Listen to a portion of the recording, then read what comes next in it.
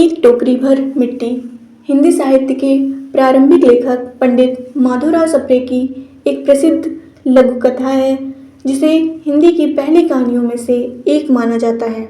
यह कहानी 1901 में प्रकाशित हुई थी और यह सामाजिक असमानता, मानवीय संवेदना और नैतिकता जैसे गहरे विषयों को छूती है। कहानी का सार है, कहानी एक गरीब विधवा और एक धनी जमींदार के बीच की घटना पर आधारित है। एक जमींदार के महल के पास एक विधवा की छोटी सी झोपड़ी थी, जो उसका एकमात्र आश्रय थी।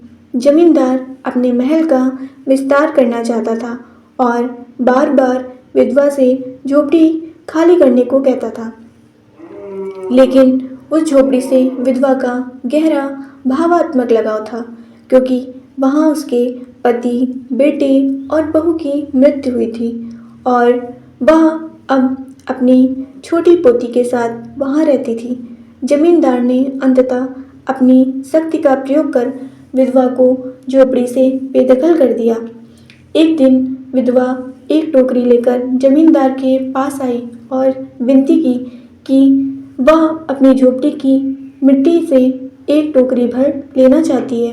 उसका कहना था कि उसकी पोती ने झोपड़ी छूटने के बाद खाना छोड़ दिया और वह कहती है कि वह अपने घर की मिट्टी से बने चूल्हे पर बनी रोटी ही खाएगी।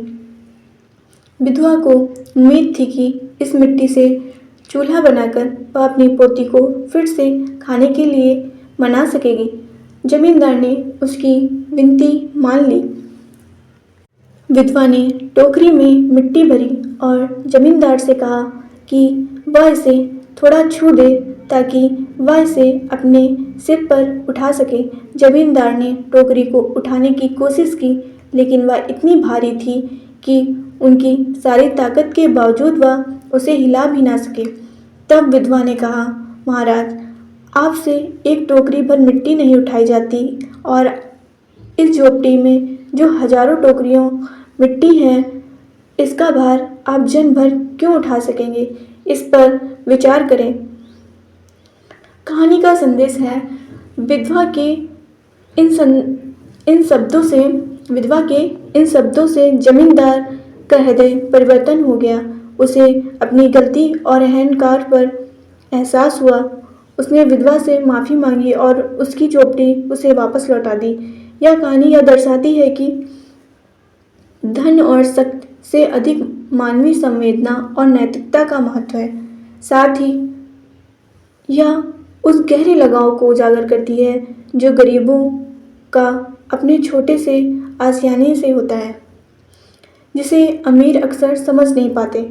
माधवराव सप्रे ने इस कहानी के माध्यम से वर्ग भेद और मानवता के बीच संतुलन को प्रभावशाली ढंग से प्रस्तुत किया है। यह कहानी अपनी सादगी और गहरे भावों के कारण आज भी प्रासंगिक है।